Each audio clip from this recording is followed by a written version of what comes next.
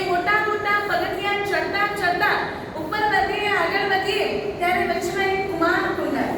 આ કુમારપાળ મહારાજાએ બંધાવેલું કુંડ છે. ત્યાંથી